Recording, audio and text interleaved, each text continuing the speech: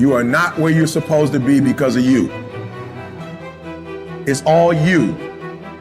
You tell yourself lies, reasons. I'm too tired. I need to rest. I'm too hungry. I'm too full. Something else is more important. I don't have time. Lies, lies, lies, lies. Ask yourself, what remarkably stupid things am I doing on a regular basis to absolutely screw up my life? What would happen if you just stopped wasting the opportunities that are in front of you?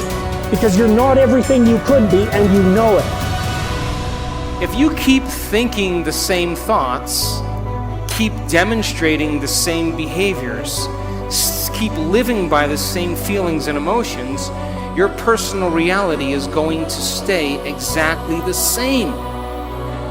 But if you have new thoughts that lead to new choices, that demonstrate new actions, that create new experiences, that cause you to feel differently, you will begin to walk into a new future. I need you to confront you because you're the one holding you up. I need you to look in the mirror and tell you, you are not going to do me like this no more. You're not going to continue to sabotage me. You're not going to keep procrastinating. You're not. You know you should be further in life, but you keep letting you slide. Hold you accountable and don't let you off the hook. If for 10 years, if you didn't avoid doing what you knew you needed to do, what would you be like? You'd be 10 times more efficient, 20 times more efficient. And you could be way better. You could be incomparably better across multiple dimensions. Do something away from the normality of what you've been doing. Why not try it, man? Shock the system.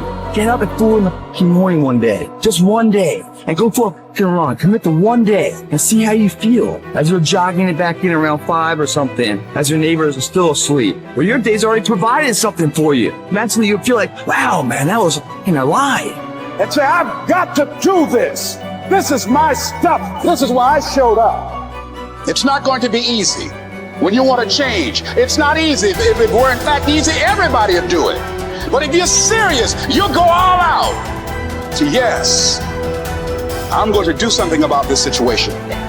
You do what it is you're supposed to. You're supposed to build something. You're supposed to create something. I don't know how to do it. Learn. The question is not, is it possible for you to be a millionaire? Is it possible for you to have all your dreams become a reality in your lifetime? Yes, it is possible. But the real question is, have you made the decision?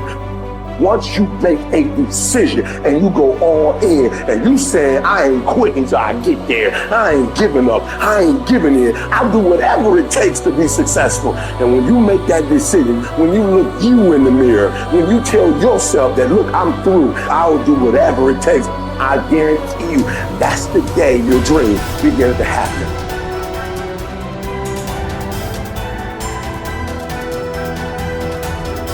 So then, when you have a purpose or a vision or a mission or an intent that's bigger than you, it means it signifies something that's ongoing. You could have a purpose to go east, and there's never an end to east.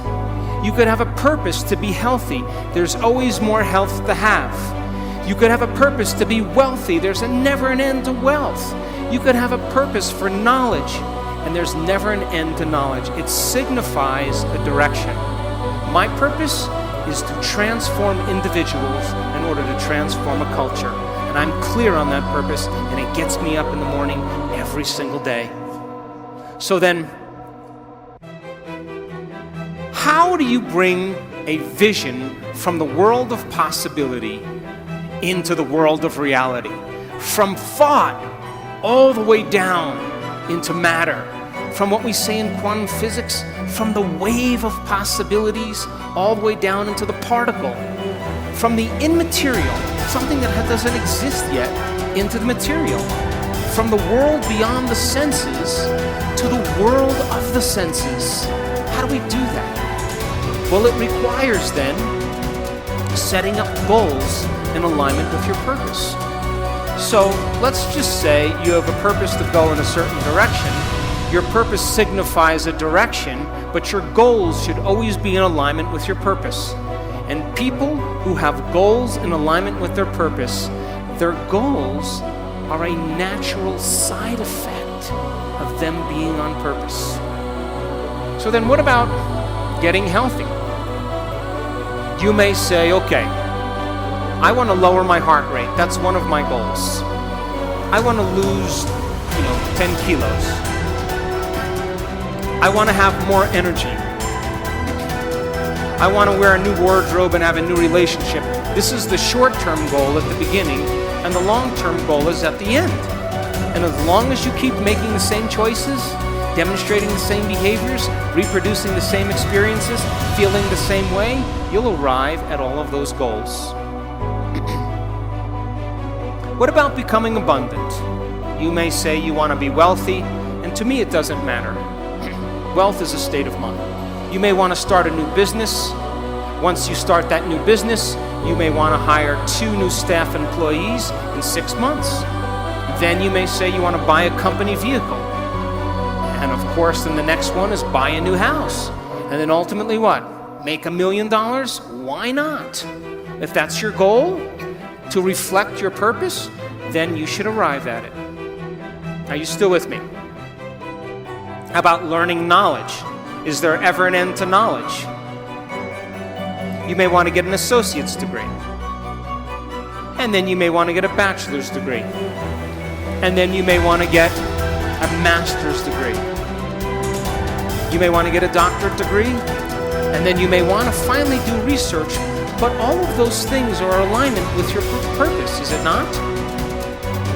Now, I want you to understand that there is a very specific formula for excellence.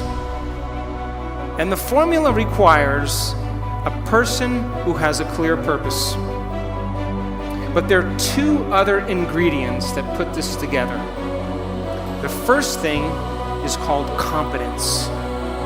You know what competence is? Somebody who does something really well.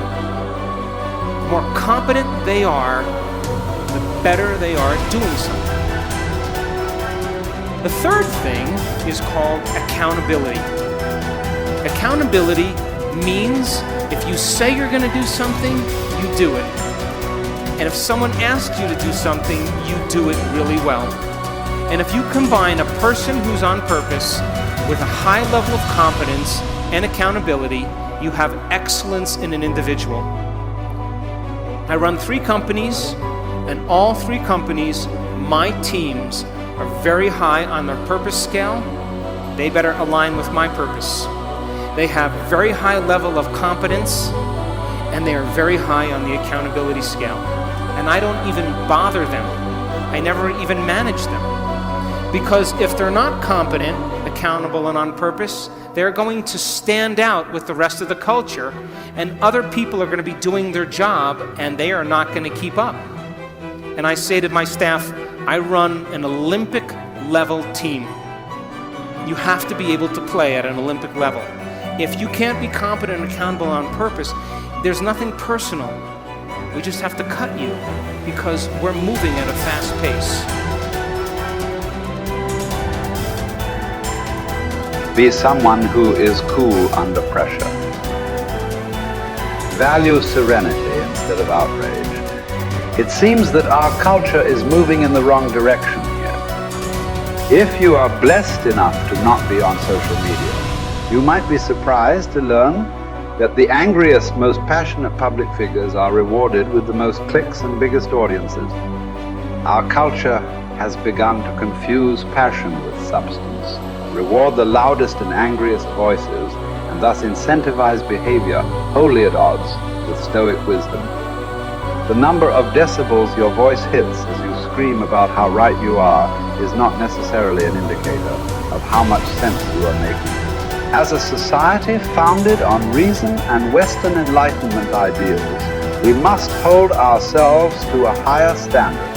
We have to collectively stop allowing emotion and passion to pass for reason and factual debate. The media's goal is to literally challenge your ability to be still. A tough American intent on improving upon their current self, is not tricked into an emotional reaction by these headlines. You do not write an angry tweet. You do not hurl an insult. You are cool and measured and skeptical. You are curious what the agenda of the journalist might be and what facts or context they might be leaving out.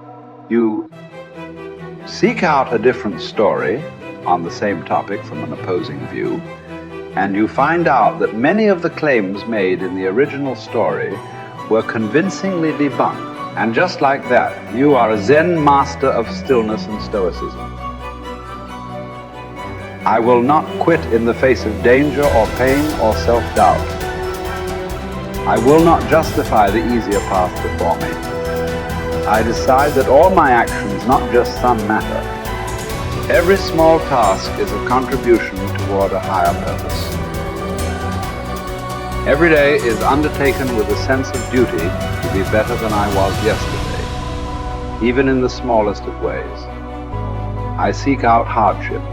I do not run from pain, but embrace it, because I derive strength from my suffering. I confront the inevitable trials of life with a smile. I plan to keep my head to be still when chaos overwhelms me. I will tell the story of my failures and hardships as a victor, not a victim. I will be grateful. Millions who have gone before me have suffered too much, fought too hard, and been blessed with far too little for me to squander this life. So I won't. My purpose will be to uphold and protect the spirit of our great republic, knowing that the values we hold dear can be preserved only by a strong people. I will do my part. I will live with fortitude.